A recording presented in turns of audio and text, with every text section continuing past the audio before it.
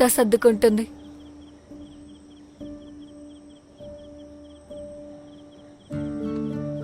అవును, నువ్వు నా కొడుకు చూడలేదు కదా, ఇదిగో చూడు.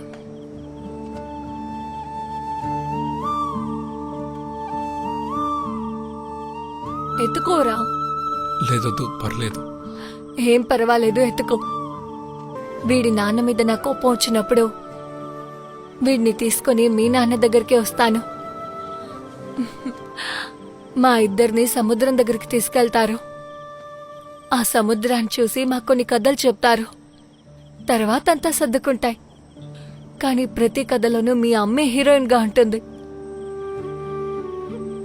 కొన్నిసార్లు మీ అమ్మని చూస్తే అసూయ వస్తుంది.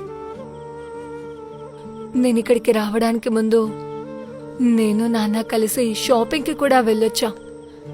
కానీ అక్కడికి వెళ్ళినప్పుడు మీ నాన్న మునపట్లా లేరు. మీ అమ్మకి ఏమంటే